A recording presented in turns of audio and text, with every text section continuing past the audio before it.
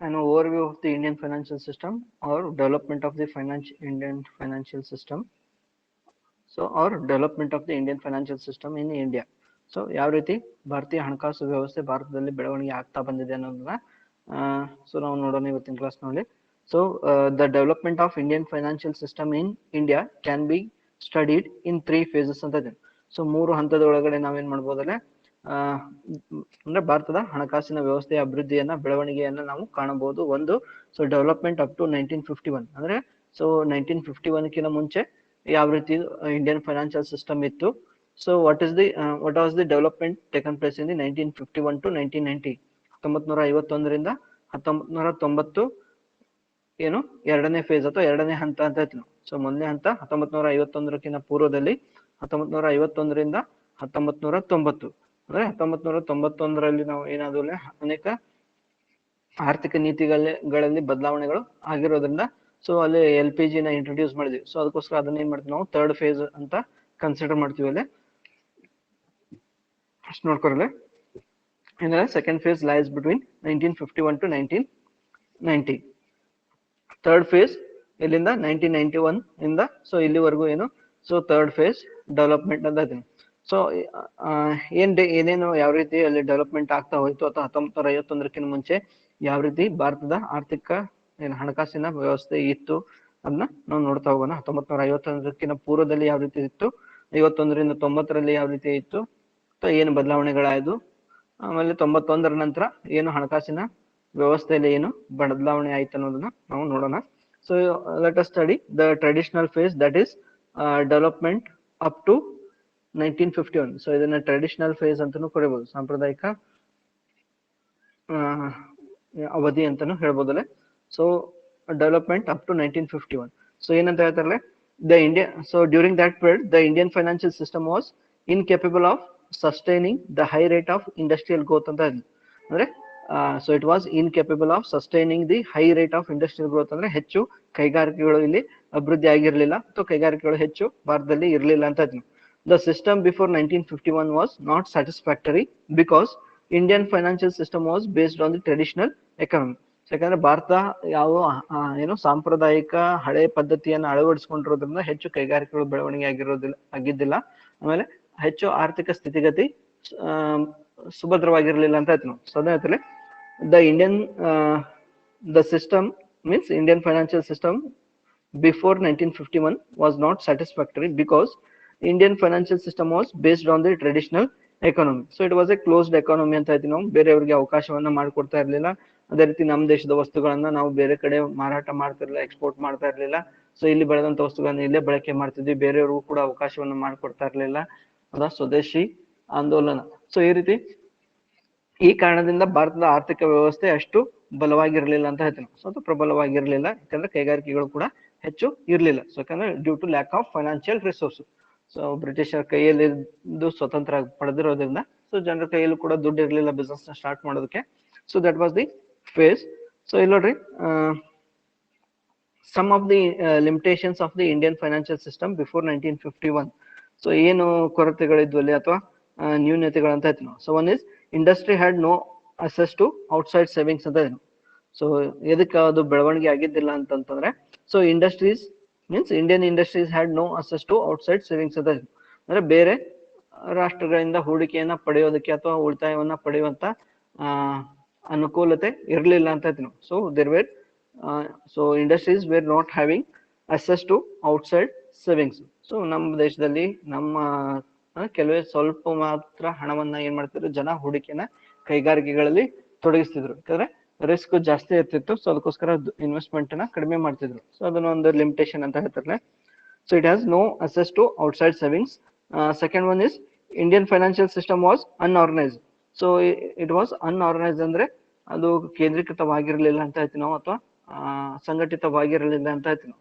ಯಾಕಂದ್ರೆ ಸೊ ಈ ವ್ಯವಹಾರ ಅಂದ್ರೆ ಹಣಕಾಸಿನ ಸಂಸ್ಥೆಗಳನ್ನ, ಹಣಕಾಸಿನ ವ್ಯವಹಾರಗಳನ್ನ ನೋಡ್ಕೊಳ್ಳೋದಕ್ಕೆ ಒಂದು ಬಲಿಷ್ಠವಾದಂತ ಸಂಸ್ಥೆ ಇರ್ಲಿಲ್ಲ. ಸೊ ಅದಕ್ಕೋಸ್ಕರ ಏನಂತ ಹೇಳ್ತೀವಿ ನಾವು ಇಲ್ಲಿ, ಸೊ ಇಟ್ ವಾಸ್ ಅನ್ಆರ್ಗನೈಸ್ಡ್ ಅಂದ್ರೆ ಆರ್ಗನೈಸ್ ಇರಲಿಲ್ಲ. ಸೊ ಇಟ್ ವಾಸ್ ಅನ್ಆರ್ಗನೈಸ್ಡ್ ಅಂತ ಹೇಳ್ತೀವಿ. ಅಂದ್ರೆ ಇವುಗಳ ಕಾರ್ಯಚಟುವಟಿಕೆಯನ್ನು ನೋಡ್ಕೊಳ್ಳೋಕೆ ಯಾವುದೇ ರೀತಿಯಾದಂತಹ ಒಂದು ಬಲಿಷ್ಠ ಸಂಸ್ಥೆ ಇರಲಿಲ್ಲ. ಸೊ ಇವಾಗ ಯಾವ ರೀತಿ ಬ್ಯಾಂಕಿಂಗ್ ಸೆಕ್ಟರ್ಸ್ ನ ನೋಡ್ಕೊಳ್ಳೋಕೆ RBI ಇದೆ, ಇನ್ಶೂರೆನ್ಸ್ ಕಂಪನೀಸ್ ನ ನೋಡ್ಕೊಳ್ಳೋಕೆ IDBI ಇದೆ, ಹೌದಾ, ಸಾರಿ IRDA ಇದೆ, insurance regulatory development of India. So stock market ನ ನೋಡ್ಕೊಳ್ಳೋಕೆ ಸೆಬಿ ಇದೆ. ಸೊ ಈ ರೀತಿ ವ್ಯವಸ್ಥೆ ಇರಲಿಲ್ಲ ಅಂತ. So the financial system was unorganised. wait so ಮತ್ತೇನಂತ ಹೇಳಿದ್ರೆ, so another limitation was unorganized sector provides a finance to industry ಅಂತ ಇದೆ. So unorganized sector provides the finance to industry. ಅಸಂಘಟಿತ ವಲಯ ಏನ್ ಮಾಡ್ತಿದ್ದಲ್ಲ, ವ್ಯವಹಾರ ಸಂಸ್ಥೆಗಳಿಗೆ ಹಣಕಾಸನ್ನ ಒದಗಿಸ್ತಿತ್ತು. ಸೊ ಅನ್ಆರ್ಗನೈಸ್ಡ್ ಸೆಕ್ಟರ್ ಅಂತಂದ್ರೆ ಏನು, ಇಂಡಿವಿಜುವಲ್ಸ್. ಸೊ ಇಂಡಿವಿಜುವಲ್ ಸೇವಿಂಗ್ಸ್ ಯಾರು ಮಾಡಿರ್ತಾರೆ, ಯಾರ ಕಡೆ ದುಡ್ಡು ಇರ್ತದೆ, ಅವ್ರು ಏನ್ ಮಾಡ್ತಿದ್ರು, ಸಾಲವನ್ನ ಬಿಸ್ನೆಸ್ ಒಳಗೆ ನೀಡ್ತಿದ್ರಂತ. ಸೊ ಅವ್ರ ಕಡೆ ಎಷ್ಟು ದುಡ್ಡು ಇರ್ತೈತಿ, ಸೊ ವ್ಯವಹಾರಕ್ಕೆ ಬೇಕಾಗುವಂತ ಸಂಪೂರ್ಣವಾದಂತಹ ಹಣಕಾಸನ್ನ ಕೊಡುವಂತ ಸಾಮರ್ಥ್ಯ ಅವರಲ್ಲೂ ಕೂಡ ಇರ್ಲಿಲ್ಲ. ಸೊ ಅಂದ್ರೇನು, ಬಿಸ್ನೆಸ್ ಎಷ್ಟು ದುಡ್ಡು ಬೇಕಾಗಿರ್ತೈತಿ ಅಷ್ಟು ದುಡ್ಡು ಅದಕ್ಕೆ ಸಿಗ್ತಾ ಇರ್ಲಿಲ್ಲ ಅಂತ ಹೇಳ್ತೀವಿ ನಾವು. ಸೊ ಇವಾಗಿನ ಗತೆ ಬ್ಯಾಂಕ್ಸ್ ಆಗಿರ್ಬೋದು, ಫೈನಾನ್ಷಿಯಲ್ ಇನ್ಸ್ಟಿಟ್ಯೂಷನ್ಸ್ ಆ ಕಾಲದಲ್ಲಿ ಇರ್ಲಿಲ್ಲ. ಬಿಫೋರ್ 1951 ಒಳಗಡೆ the organisations or industries were dependent on the individual savings. So the unorganized sectors were the primary source of the business finance ಅಂತ ಇದೀವಿ. ಸೊ ಅದೊಂದು ಲಿಮಿಟೇಷನ್ ಅಂತ ಇದೀವಿ ನಾವು. Then absence of the financial institutions for providing long term finance to the industries ಅಂತ ಇದೀವಿ. So ಇಂಡಸ್ಟ್ರೀಸ್ಗೆ ಅಥವಾ ಕೈಗಾರಿಕೆಗಳಿಗೆ ಏನ್ ಬೇಕಾಗುತ್ತಲ್ಲ, so there is a requirement of long term funds more than short term fund ಅಂತ. ಸೊ ಅಲ್ಪಾವಧಿ ಹಣಕ್ಕಿಂತ ಅದಕ್ಕೆ ಏನ್ ಬೇಕಾದ್ರೆ ದೀರ್ಘಾವಧಿ ಸಾಲದ ಅವಶ್ಯಕತೆ ಹೆಚ್ಚಿರ್ತದೆ ಅಂತ ಇದೀವಿ. ಯಾಕಂದ್ರೆ short term fund, short term loan ಏನ್ ಮಾಡ್ಬೇಕಾಗ್ತದೆ, ಇಮಿಡಿಯೇಟ್ ಆಗಿ ತೀರಿಸಬೇಕಾಗುತ್ತೆ. ಬಟ್ ಲಾಂಗ್ ಟರ್ಮ್ ಲೋನ್ ನ ತಗೊಂಡ್ರೆ, ಸೊ ಅದಕ್ಕೆ ಏನಿರ್ತದೆ, ರೀಪೇಮೆಂಟ್ ಮಾಡೋಕೆ ಸಾಕಷ್ಟು ಸಮಯಾವಕಾಶ ಸಿಗ್ತದೆ. ಸೊ ಅದನ್ನ ಹೇಳ್ತಾರೆ, so absence of financial institution for providing long term finance to industries. So unorganised sector ಏನ್ ಮಾಡ್ತಿತ್ತು ಅಂತ ಹೇಳಿದ್ವಿ ನಾವಲ್ಲಿ, ದುಡ್ಡನ್ನ ಸಾಲವನ್ನ ನೀಡ್ತಾ ಇತ್ತಂತ ಇದೀವಿ. ಅನ್ಆರ್ಗನೈಸ್ ಸೆಕ್ಟರ್ಸ್ ದೀರ್ಘಾವಧಿ ಸಾಲವನ್ನ ನೀಡೋದಕ್ಕೆ ಹಿಂಜರಿಕೆನ ತೋರಿಸ್ತಾರೆ. ಹೌದಾ, ಒಂದು 5 ವರ್ಷ ಕೊಟ್ಟು ನನ್ನ ರೊಕ್ಕ ವಾಪಸ್ ಕೊಡ್ರಿ ಅಂತ ಕೇಳುವಂತ ಸಾಧ್ಯತೆ ಹೆಚ್ಚು. ಸೊ ಅದಕ್ಕೋಸ್ಕರ, so due to absence of the financial institutions they were lagging of obtaining the long term finance ಅಂತ. ಸೊ ದೀರ್ಘಾವಧಿ ಸಾಲವನ್ನು ಪಡೆಯೋದ್ರಲ್ಲಿ ಅವರು ಕಷ್ಟವನ್ನ ಅನುಭವಿಸ್ತಾ ಇದ್ರು. So this was the feature of the traditional phase or development up to 1951. Phase 2. So phase 2 ಎಲ್ಲಿಂದ ಎಲ್ಲಿ ಮಟ್ಟ ಅಂತ ಇದೀವಿ ನಾವು, 1951 ಟು 1990, ಸಾರಿ, ಹೌದಾ. ಸೊ ಈ ಕಾಲಮಾನದಲ್ಲಿ ಏನು ಬದಲಾವಣೆ ಆಯ್ತು, ಏನು ಬೆಳವಣಿಗೆ ಆಯ್ತು ಅನ್ನೋದನ್ನ ನೋಡಿದ್ರೆ, so there has been a greater development in the Indian financial system since 1951 due to introduction of the 5 years plan in the country had enormous implication in the Indian financial system. So ನಿಮ್ಗೆ ಗೊತ್ತು, 1951 ಇಂದ so ಪಂಚವಾರ್ಷಿಕ ಯೋಜನೆಗಳನ್ನ ಭಾರತ ಸರ್ಕಾರ ಜಾರಿಗೆ ತಂತದ್ದು.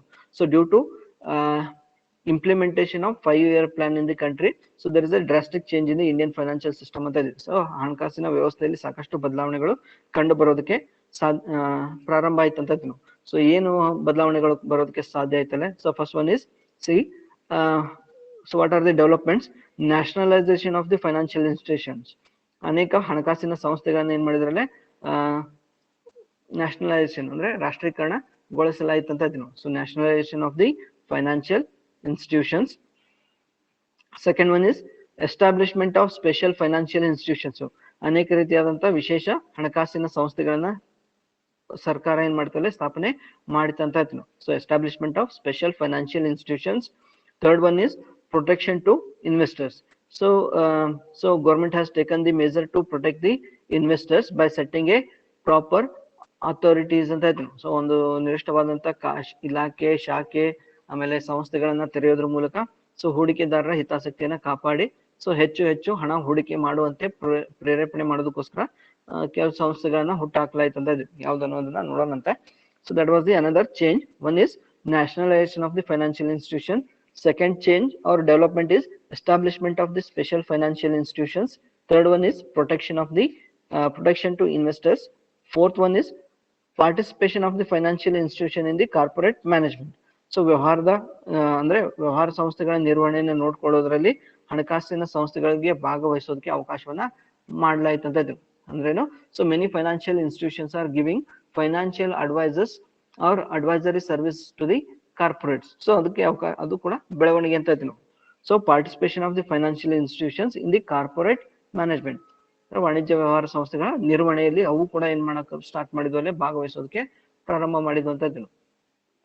So these are the some of the developments in second phase, that is 1951 to 1990. So that is nationalization, establishment of some financial, especially financial institutions, protecting the investors' interest, participation of the financial institution in the corporate management.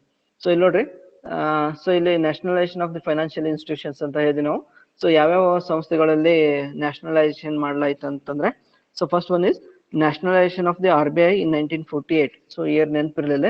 So RBI ನ ಏನ್ ಮಾಡಿದ್ರೆ ರಾಷ್ಟ್ರೀಕರಣಗೊಳಿಸಿದ್ರು ಯಾವಾಗ, 1948ರಲ್ಲಿ. So nationalisation of RBI in 1948.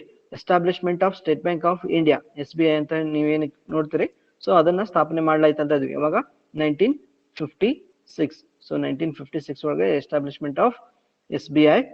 earlier it was known as Imperial Bank of India. So ಮೊದಲಿಗೆ ಇತ್ತು bank, ಅದನ್ನ ಏನಂತ ಕರೀತಿದ್ರಲ್ಲ, ಇಂಪೀರಿಯಲ್ ಬ್ಯಾಂಕ್ ಆಫ್ 1890 ಒಳಗಡೆ ಆಸ್ಪಾಸ್ನಲ್ಲಿ ಅದೇನಾಗಿದೆ ಸ್ಥಾಪನೆ ಆಗಿದೆ ಬ್ಯಾಂಕು. ಸೊ ಅವಾಗನೇ ಏನಾಗಿದೆ, ಅದಕ್ಕೆ ಏನಂತ ಕರಿತಿದ್ರಲ್ಲ, ಇಂಪೀರಿಯಲ್ ಬ್ಯಾಂಕ್ ಆಫ್ ಇಂಡಿಯಾ ಅಂತ ಕರಿತಿದ್ವಿ. So after 1956 it is nationalised and termed as SBI. So ಅದನ್ನ ಏನ್ ಮಾಡಿದ್ರು, ಮರು ನಾಮಕರಣವನ್ನ ಮಾಡಾಯ್ತು. ಅದಕ್ಕಿಂತ ಮುಂಚೆ ಅದಕ್ಕೆ ಇಂಪೀರಿಯಲ್ ಬ್ಯಾಂಕ್ ಆಫ್ ಇಂಡಿಯಾ ಅಂತ ಕರಿತಿದ್ವಿ. So that is nationalization of the financial institutions. ಅದೇ ರೀತಿ 240 insurance companies were bought under the control of life insurance companies.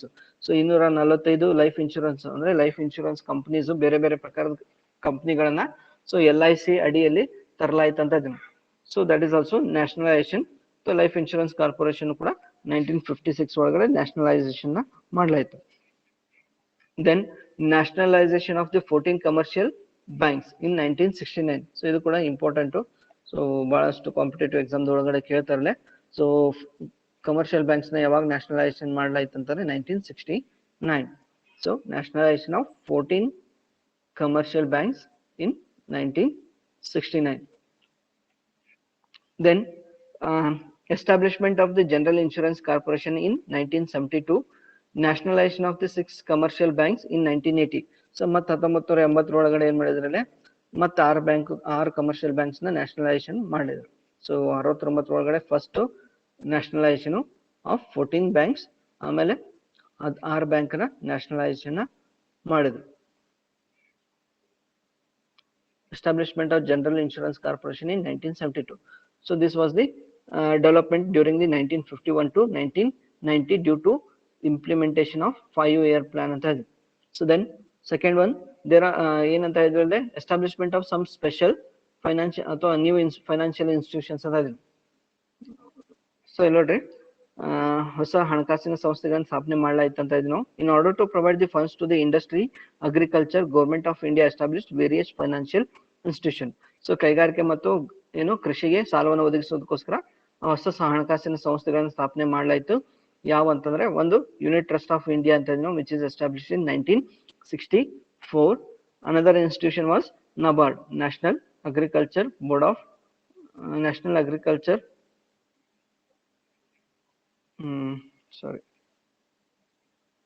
NABARD, National Agriculture Bank for Urban Rural Development. National Agricultural Board and Rural Development. ನೋಡ್ಕೊರಿ. So ಈ ರೀತಿ ಕೆಲವು ಸಂಸ್ಥೆಗಳನ್ನ, ಹಣಕಾಸಿನ ಸಂಸ್ಥೆಗಳನ್ನ ಏನ್ ಮಾಡಿದ್ರಲ್ಲ, ಎಸ್ಟಾಬ್ಲಿಷ್ ಮಾಡಲಾಯ್ತು ಅಂತ. ಸೊ ಯಾವುದು, UTI ಮತ್ತು NABARD. So for providing loan to the industry and agriculture. So ಎರಡಕ್ಕೂ ಕೂಡ ಸಾಲ ಕೊಡೋದಕ್ಕೋಸ್ಕರ ಈ ಸಂಸ್ಥೆಗಳನ್ನ ಸ್ಥಾಪನೆ ಮಾಡಲಾಯ್ತು. And also there is establishment of some of the special financial corporation for providing loan for or providing financial assistance for some special purpose ಅಂತ ಇದ್ವಿ. ಸೊ ಯಾವಂತಂದ್ರೆ, so they are also called as development banks ಅಂತ ಇದ್ವಿ. So establishment of development banks ಅಂತಾನು ಕರಿಬಹುದು, ಅಭಿವೃದ್ಧಿ ಬ್ಯಾಂಕುಗಳು ಅಂತ ಹೇಳ್ತೀವಿ.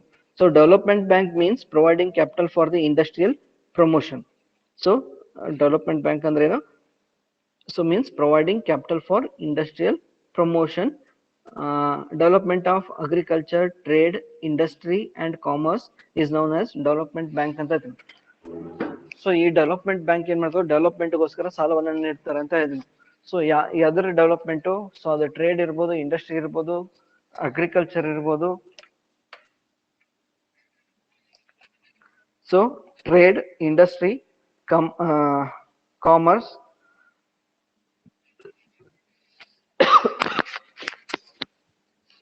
Commerce activity, sorry.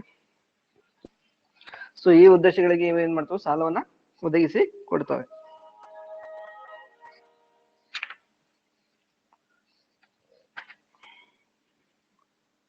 So that is the another thing.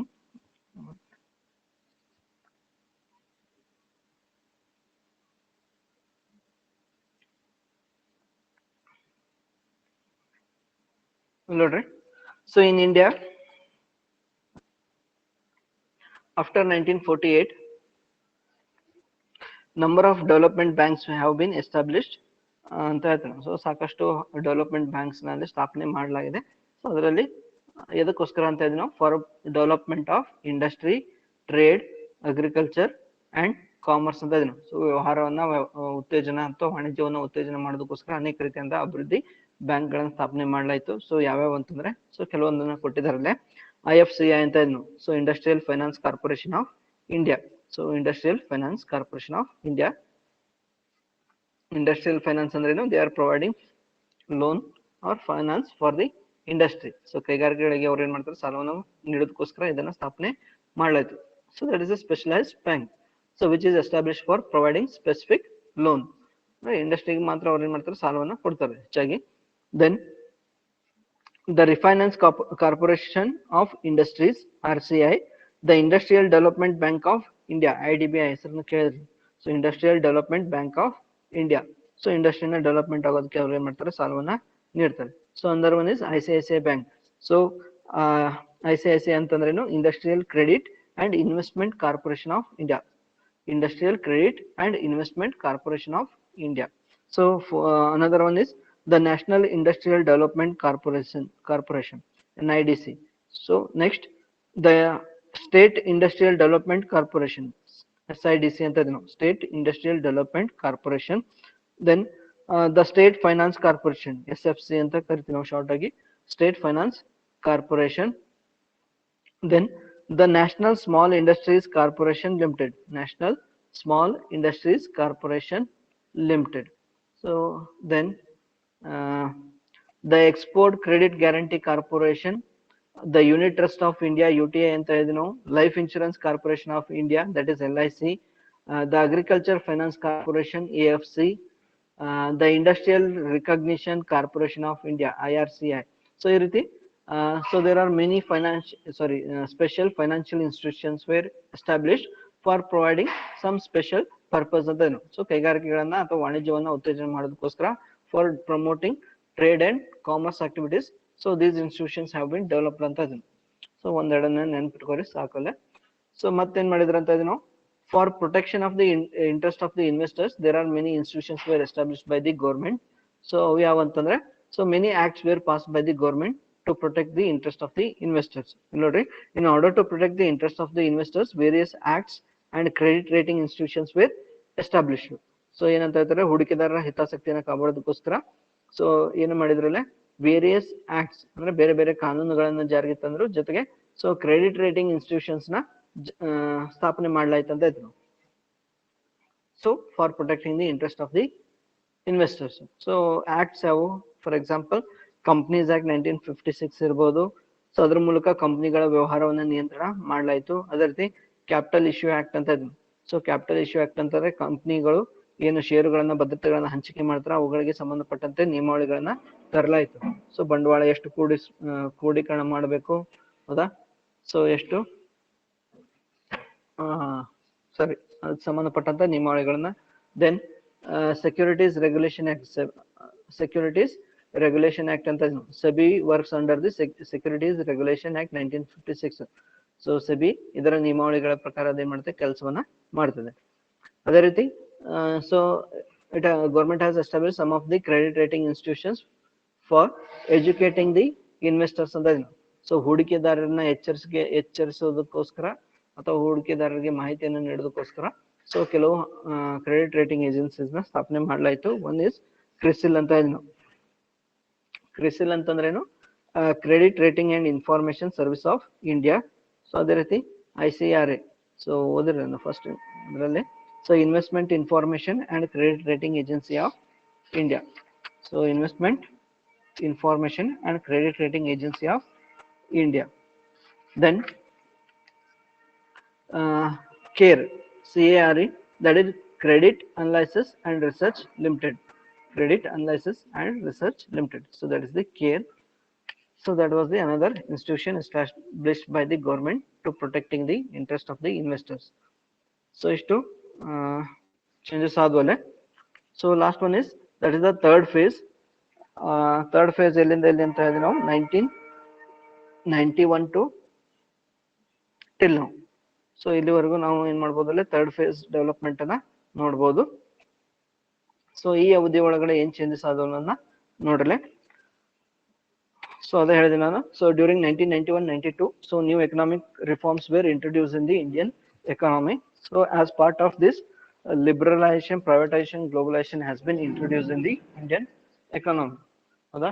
So ಅದೇ ಹೇಳಿದ್ ನಾವು, ಉದಾರೀಕರಣ, ಜಾಗತೀಕರಣ ಮತ್ತು ಖಾಸಗೀಕರಣ, ಸೊ ಈ ಅಂಶಗಳನ್ನ ಭಾರತದ ಆರ್ಥಿಕ ವ್ಯವಸ್ಥೆಯಲ್ಲಿ ಅಳವಡಿಸಲಾಯ್ತು ಅಂತ ಆಯ್ತು.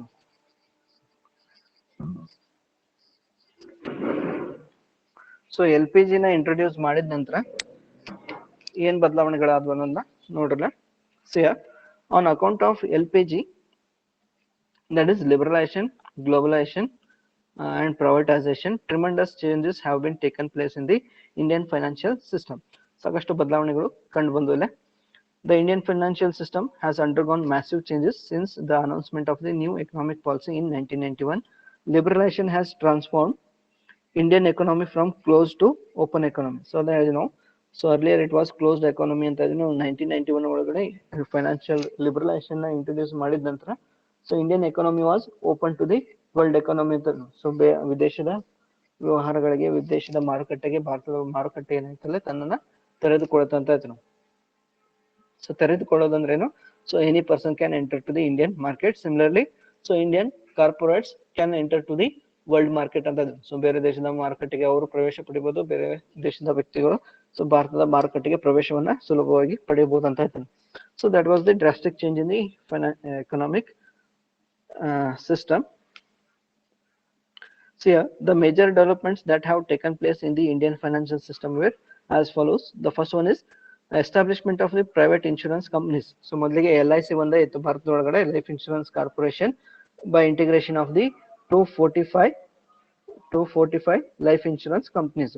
ಸೊ 245 ಕಂಪ್ನಿಗಳು ಸೇರ್ಕೊಂಡು ಲೈಫ್ ಇನ್ಶೂರೆನ್ಸ್ ಕಂಪ್ನಿ ಕೆಲಸ ಮಾಡ್ತಾ ಇತ್ತು. So later, so private company ಅಥವಾ private insurance companies were allowed to enter to the Indian economy. So that was the one change. Second one is establishment of merchant banking. So establishment of merchant banking service ಅಂತ ಇದೆ. Merchant banking service ಅಂತಂದ್ರೇನು? So ಈ ಕಂಪ್ನಿಗಳು mergers ಇರ್ಬೋದು, acquisition ಇರ್ಬೋದು, ಹೌದಾ, liquidation ಇರ್ಬೋದು. So ಅಂತ ಸಂದರ್ಭದಲ್ಲಿ ಅವರಿಗೆ ಸಹಾಯ ಮಾಡೋದಕ್ಕೋಸ್ಕರ ಅಥವಾ ಪೋರ್ಟ್ಫೋಲಿಯೋ ಇನ್ವೆಸ್ಟ್ಮೆಂಟ್ಗೋಸ್ಕರ ಸಹಾಯ ಮಾಡೋದಕ್ಕೋಸ್ಕರ ಸೊ ಮರ್ಚೆಂಟ್ ಬ್ಯಾಂಕಿಂಗ್ ವ್ಯವಸ್ಥೆಯನ್ನ ಜಾರಿಗೆ ತರಲಾಯ್ತು ಅಂತ ಇದೆ. Establishment of Merchant banking services.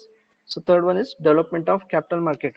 So ಬಂಡವಾಳ ಮಾರುಕಟ್ಟೆಯನ್ನ ಅಭಿವೃದ್ಧಿ ಪಡಿಸಲಾಯ್ತು ಅಂತ ಇದೆ. So development of capital market, that is stock market. So that is nothing but the establishment of stock market. Stock market ಯಾವಾಗ ಸ್ಟಾರ್ಟ್ ಆಯ್ತು? 1992 ಸೆಬಿನ ಸ್ಥಾಪನೆ ಮಾಡಿ ಅದರ ಮೂಲಕ ಸ್ಟಾಕ್ ಎಕ್ಸ್ಚೇಂಜ್ ನ ಅಭಿವೃದ್ಧಿ ಪಡಿಸಲಾಯ್ತು ಅಂತ ಇದೆ. So stock market nothing but capital market.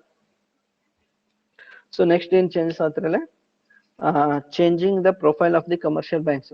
So changing the profile of the commercial banks. So ಮೊದಲಿಗೆ ಕಮರ್ಷಿಯಲ್ ಬ್ಯಾಂಕ್ಸ್ ಕೇವಲ ಹಣವನ್ನ ಠೇವಣಿ ಪಡೆದು ಸಾಲವನ್ನ ಕೊಡುವಂತ ಕೆಲಸವನ್ನ ಮಾತ್ರ ಮಾಡ್ತಾ ಇದ್ದು. The profile means the working style are the nature of the commercial banks has been change ಅಂತ ಇದೆ. ಸೊ ಮೊದಲಿನ ಸಾಂಪ್ರದಾಯಿಕ ಕೆಲಸದ ಪದ್ಧತಿಗಳಲ್ಲಿ ಸಾಕಷ್ಟು ಬದಲಾವಣೆಗಳನ್ನ ಕಮರ್ಷಿಯಲ್ ಬ್ಯಾಂಕ್ ಒಳಗಡೆ ತರಲಾಯಿತು. ಸೊ ಈಗ ನೋಡ್ಬೋದು ನೀವು, ಸೊ ಲಾಕರ್ ಫೆಸಿಲಿಟಿ ಕೊಡ್ತಾರೆ, ನಿಮ್ ಪರವಾಗಿ ಏನು ಬಿಲ್ ಪೇಮೆಂಟ್ ಅನ್ನ ಮಾಡ್ತಾರೆ ಕಮರ್ಷಿಯಲ್ ಬ್ಯಾಂಕ್ಸ್, ಹೌದಾ. ಸೊ ನೀವೇನ್ ಮಾಡೋದು, ಬ್ಯಾಂಕ್ ಮೂಲಕ ಶೇರ್ಸು, ಡಿಬೆಂಚರ್ಸ್ ನ ಖರೀದಿ ಮಾಡಬಹುದು, ಇನ್ಶೂರೆನ್ಸ್ ನ ಖರೀದಿ ಮಾಡಬಹುದು, ಈ ರೀತಿ. ಸೊ ಬ್ಯಾಂಕಿನ ವ್ಯವಹಾರ ಕೇವಲ ಠೇವಣಿಯನ್ನ ಪಡೆಯೋದು ಮತ್ತು ಸಾಲವನ್ನು ನೀಡೋದು, ಹಣವನ್ನ ವರ್ಗಾವಣೆ ಮಾಡೋದಕ್ಕೆ ಮಾತ್ರ ಸೀಮಿತವಾಗಿಲ್ಲ. ಸೊ ಅದು ಬದಲಾವಣೆ ಆಯ್ತು ಅಂತ. So that is the change, that is changing the profile of the commercial bank.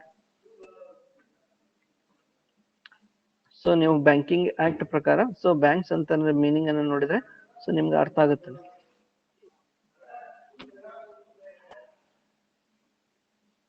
So next one is emergence of non banking financial companies. So ಇದು ಒಂದು ಇಂಪಾರ್ಟೆಂಟ್ ಮೂವ್ ಅಂತ ಹೇಳ್ತೀವಿ ನಾವು. So there is a establishment of many non banking financial institutions or companies ಅಂತ ಹೇಳ್ತೀವಿ. Then growth of mutual fund industry. So that is another development, that is development of mutual fund industry. So next one is establishment of the SEBI. So these are the major changes in the Indian financial system during the third phase, that is after 1991. So ಈ ರೀತಿ ಭಾರತದ ಆರ್ಥಿಕ ಹಣಕಾಸಿನ ವ್ಯವಸ್ಥೆ ಏನಾಯ್ತಲ್ಲ ಹಂತ ಹಂತವಾಗಿ ಬೆಳವಣಿಗೆ ಆಗ್ತಾ ಬಂತು. ಸೊ ಒಂದು ಟ್ರೆಡಿಷನಲ್ ಫೇಸ್ ಒಳಗಡೆ ಯಾವ ರೀತಿ ಅದರ ಗುಣಲಕ್ಷಣಗಳಿದ್ದು, ವಾಟ್ ಆರ್ ದಿ ಲಿಮಿಟೇಷನ್ಸ್ ಇದು, it was A closed economy ಅಂತ ಹೇಳಿದ್ವಿ ನಾವು. ಹೌದಾ, 1951 ಇಂದ 1990 ವರೆಗೂ. ಹೌದಾ, ಸೊ ಅಲ್ಲೇನಾಯ್ತಲ್ಲ ಪಂಚವಾರ್ಷಿಕ ಯೋಜನೆಗಳನ್ನ ಜಾರಿಗೆ ತರಲಾಯ್ತು. ಅದರಿಂದ ಏನು ಚೇಂಜಸ್ ಅದು. ಸೊ ಅದನ್ನ 4 ಕ್ಯಾಟಗರಿ ಮಾಡಿದ್ವಿ. ಒಂದು ನ್ಯಾಷನಲೈಸೇಷನ್. ಹೌದಾ, ಇನ್ನೇನು ನೋಡಿದ್ರಲ್ಲ ಸೆಕೆಂಡ್ ಫೇಸ್ ಒಳಗಡೆ nationalisation of the financial institution, establishment of special financial institutions. ಯಾವ special financial institution? Development banks ಅಂತ ಏನು, ಡೆವಲಪ್ಮೆಂಟ್ ಬ್ಯಾಂಕ್ಸ್. ಹೌದಾ, establishment of new financial institutions like UTI, NABARD etcetera. Protection of the investors, ಹೂಡಿಕೆದಾರನ ಹಿತಾಸಕ್ತಿಯನ್ನು ಕಾಪಾಡೋದಕ್ಕೋಸ್ಕರ ಏನು ಬೇರೆ ಬೇರೆ ಸಂಸ್ಥೆಗಳನ್ನ ಸ್ಥಾಪನೆ ಮಾಡಲಾಯ್ತು ಅಂತ ಇದ್ರು. ಯಾವ ಸೊ ಯಾವುದು ಕ್ರೆಡಿಟ್ ರೇಟಿಂಗ್ ಏಜೆನ್ಸೀಸ್, ಆಮೇಲೆ